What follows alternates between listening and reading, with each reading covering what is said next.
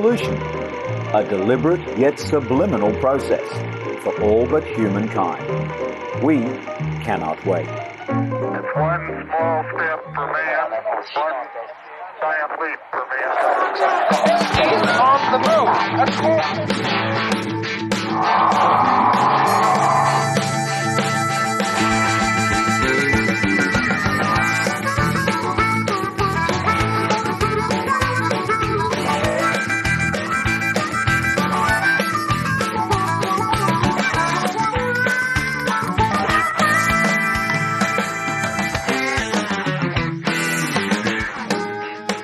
Coming up, a team of British scientists has invented a new method that could revolutionize the way viruses are detected. The technique, using quartz crystals to significantly speed up the identifying of viral and bacterial infections. Bridging the gap between high-level planning and low-level tasks is the key to developing intelligent robots that can operate in a real-time setting. New architecture is being evaluated that uses intelligent software that will match the robot's low-level task capability to its high-level planning functions. And a safe, relatively simple operation, a procedure which takes 2 minutes and costs as little as £15. Cataract occurs when the lens of the eye becomes cloudy, preventing the passage of light, leading to total blindness. The surgeon takes out the clouded lens and replaces it with a plastic one, permanently restoring sight. We celebrate over 50 years of the British charity Sightsavers.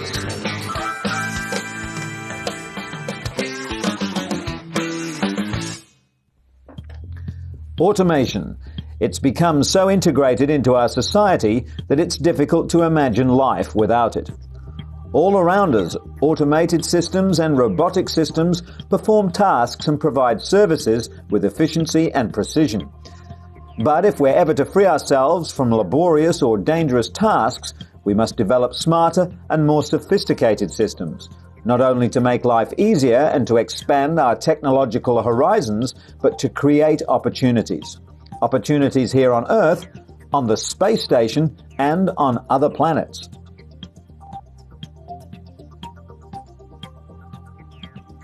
Making this technological growth a reality requires an automation and robotics infrastructure where theories can be advanced and new ideas developed.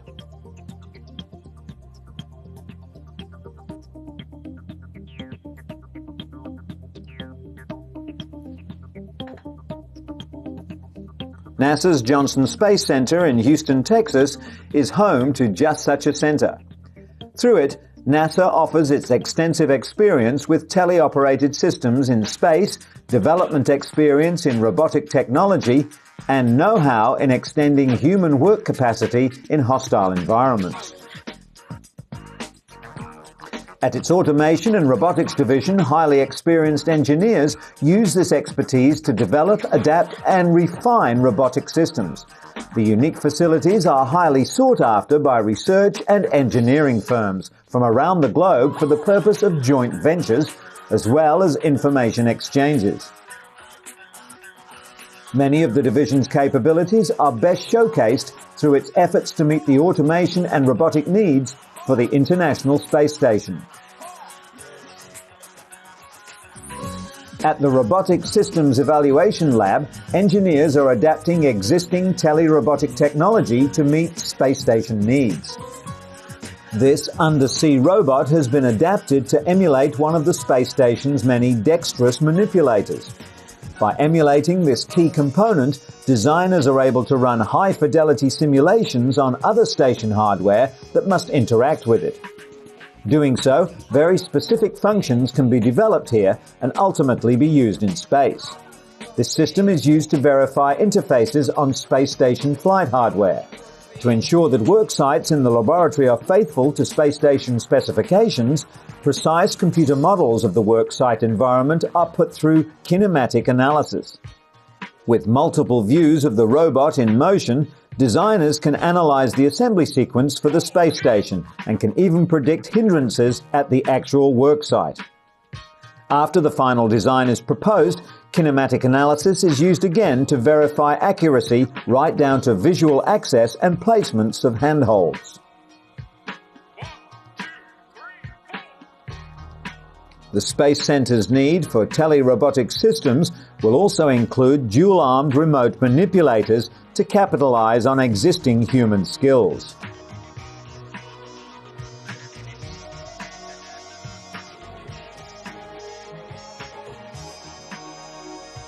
This robot is called DART, standing for Dexterous Anthropomorphic Robotic Testbed, and is an example of component technology integrated to a systems level. Located in the Dexterous Robotics Lab, DART is a uniquely flexible testbed for fine-tuning the balance between the human and the tele-robotic in the performance of skilled manipulation tasks.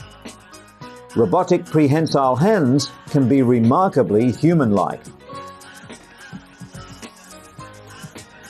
But the space station doesn't only need tele-controlled robots. It needs designs to have a type of artificial intelligence. For a robot to be mobile and intelligent, it must be able to maneuver autonomously in a dynamic environment.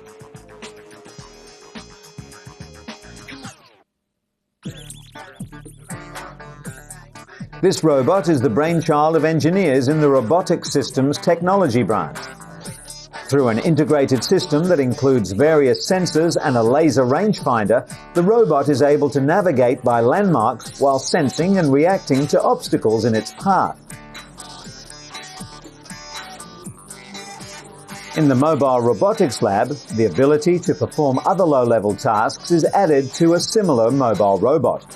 Engineers in this lab must create the robot's thought processes, which are essentially checklists of intermediate steps the robot must perform to complete a specific task. Bridging the gap between high-level planning and low-level tasks is the key to developing intelligent robots that can operate in a real-time setting. At the Automation and Robotics Division, new architecture is being evaluated that uses intelligent software that will match the robot's low-level task capability to its high-level planning functions. Here in the Intelligent Systems Lab, scheduling tools currently on the market are evaluated for usefulness in space applications. Appropriate tools can then be customized to meet the specific requirements of specific projects.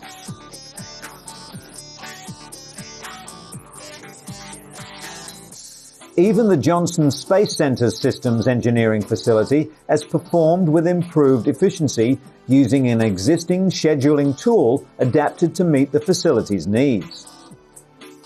As the technology advances, the possibility of using intelligent robotic systems in the space station becomes more of a reality. But a range of systems is required in space. Intelligent embedded software is already allowing ground controllers to keep a watchful eye on many of the space shuttle systems. This is one of several applications developed that uses intelligent software and real-time telemetry from the orbiter to monitor a range of systems, including the giant robotic arm.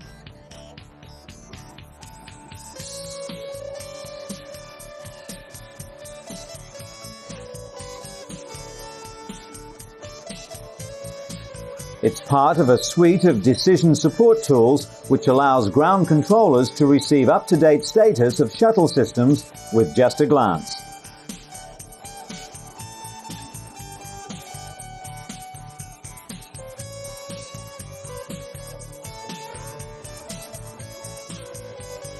The capabilities are not limited to the development of intelligent monitoring systems, however. This failure environment analysis tool helps engineers conduct risk assessments and failure analysis on a range of system designs. Not only can it predict what might have caused a particular failure, it can also determine system vulnerabilities and function as an expert diagnostic tool.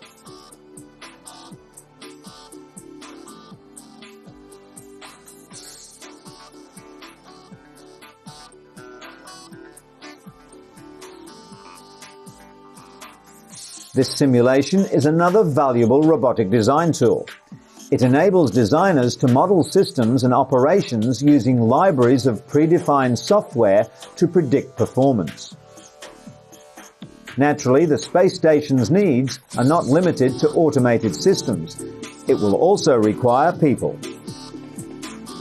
An able crew is a crew that can effectively use its equipment, and that comes with practice. With powerful computer workstations, NASA's engineers and animators can create detailed, state-of-the-art graphics. These graphics are combined with software that models the behavior of a robotic system. As such, they're the basis of many of NASA's high-fidelity simulators used for task evaluation by crew members. Simulations in the virtual reality environment are also useful for enhancing crew performance of a specific task.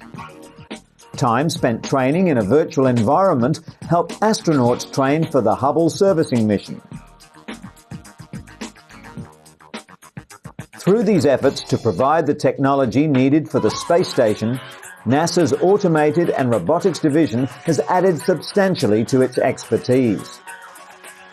Much of this expertise is on display in the Johnson Center's Building 9. Originally conceived as a national robotics resource for remote applications, it's become a state-of-the-art testbed for prototype technology development. Among its features is the 6 degree of freedom dynamic test system. This dynamic table is used for assembly analysis. Its remarkable flexibility allows an operator to manipulate a functionally accurate model of the shuttle arm as a part of real-time berthing evaluations. This dual-armed robotic system, together with a remote ground control simulator, allows designers to simulate ground-based operations of a space-based robot. With access via the information superhighway, any number of users across the world can access the facility to evaluate new technologies and to develop procedures. The ground control station is equipped with predictive display technology that will eventually fill the time delay that occurs when Earthbound operators are controlling robots in space.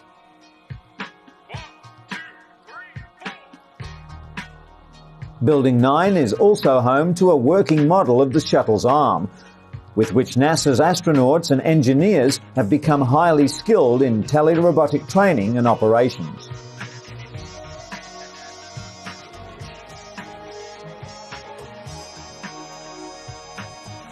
With its cutting-edge facilities, highly experienced engineers, and substantial operating budget, NASA is well placed to be fostering mutually advantageous partnerships from robotics companies around the world. In a sense, partnerships that were born in space.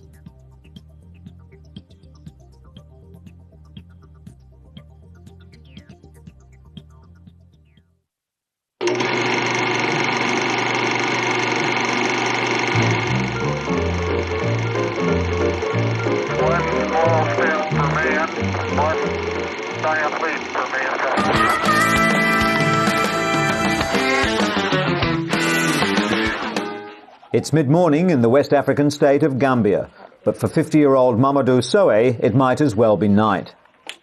Mamadou is one of the world's 50 million blind people. He's also one of the 70% whose blindness could be cured or prevented in the first place. Mamadou says he was a weaver before he developed cataracts and went blind.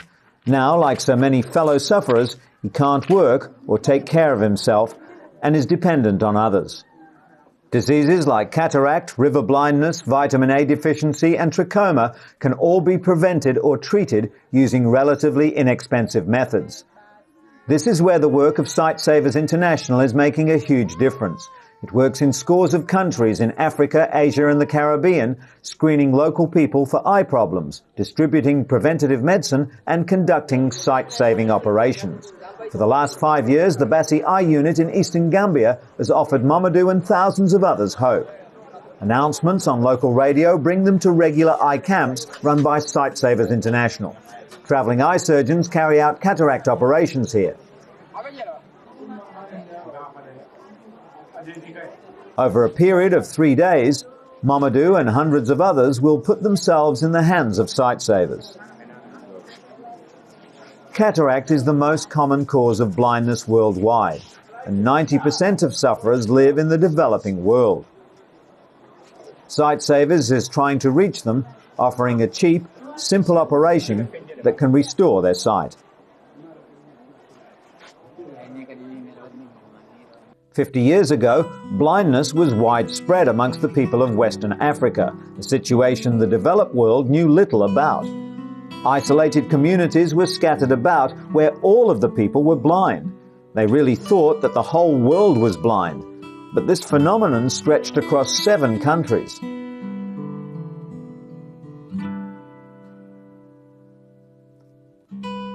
Their plight was brought to the world attention by a blind Englishman, Sir John Williamson, and his wife, who spent several years living in Ghanaian villages whose entire populations were blind and knew nothing else. A major cause of such widespread disability was onchocerciasis, or river blindness, a disease whose legacy is visible today. It was Sir John's research 25 years ago that led to river blindness being brought under control. He discovered that the disease was caught near the fertile land bordering Africa's rivers, also the breeding grounds for a small black fly called the simulium. The tiny insects bite like mosquitoes, and when they do, they release into the skin of the victim a parasite which eventually destroys the optic nerve. The first thing was to destroy the flies, and so they set up with the government a system of delivering insecticide into the rivers. For 20 years, the society did this thing on its own, and then gradually the thing became an international movement. Today, 80 million people are still at risk from river blindness, but thanks to the work pioneered and carried out by sightsavers, the disease can now be prevented. An annual dose of a new drug called Mectizan kills the parasites. If taken over a period of 10 years, it breaks the transmission cycle of the disease. Over the decades, Sightsavers has targeted all preventable blindness. It discovered that thousands of children in the developing world go blind through a combination of malnutrition, measles and diarrhea, suffering that could be prevented through a diet rich in vitamin A. As well as providing education and training for the incurably blind, the charity supplied entire districts with eye tests, diagnosis and treatment. Throughout, the goal has been to empower local people to take control, thereby increasing the economic value of their land. Sir John and his wife established an organization for the blind and also helped to establish an organization of blind people to get the leadership of the blind people themselves, which was an enormous advantage not only in the practicality of it, but also in bringing it to public attention. To convince a skeptical world that its radical approach was right, Sightsavers organized an assault on Africa's highest peak, Mount Kilimanjaro, in 1969. The climbers were 5 blind African men. Their successful challenge did more than anything else to show governments and the world what blind people could achieve.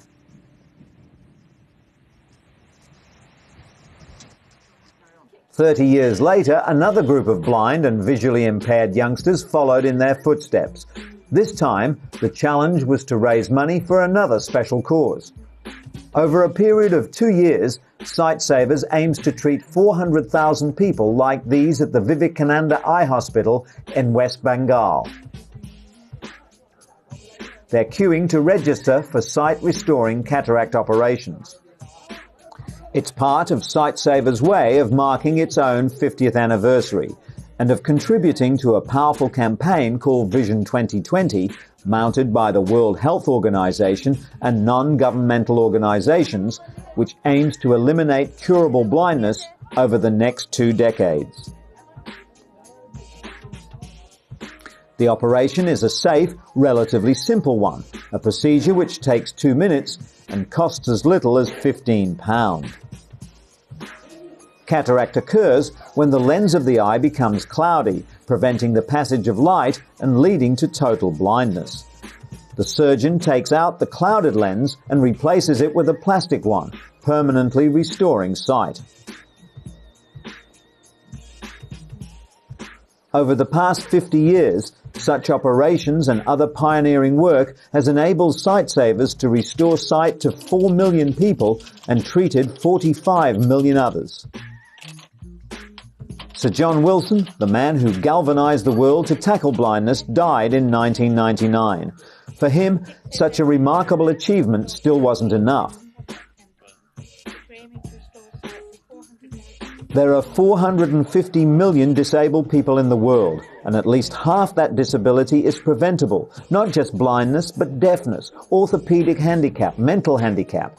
And so, gradually from that experience, his organization is building a world effort which could change the pattern of avoidable disability across the world in the next few decades. For Mamadou, though, just this moment is enough. His vision is restored and will improve over the coming weeks as his eye begins to heal. After returning home the same day, determined to return to his weaving as soon as possible, he walked around the village unaided, delighting in his ability to see again. For Mamadou, Sightsavers has provided a new lease of life and the priceless gift of sight.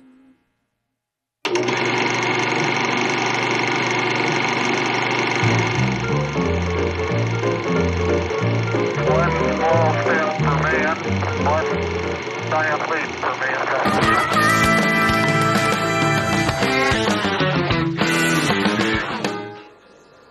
For 3 years, scientists at Cambridge University Department of Chemistry have been working on this. Tiny quartz crystals less than 1 centimeter thick have antibodies bound onto their surface. Samples of viruses are then put on the crystal before it's vibrated electronically. At some point they break off and the sound they make is recorded on computer. This allows scientists to identify and monitor the strength and type of virus. Position of the peaks shows the strength of the interaction. The mass of laboratory equipment has already been slimmed down to a box the size of a video recorder. With time, they hope to develop handheld sets that could revolutionize the time it takes to identify viral infections and to change the way people are diagnosed. A company's been set up to commercialize the technology. So far, it's only been tested under laboratory conditions. The next stage is to develop the system further and undertake clinical trials in hospitals. It's hoped the fully refined system will help in the fight against HIV and hepatitis B.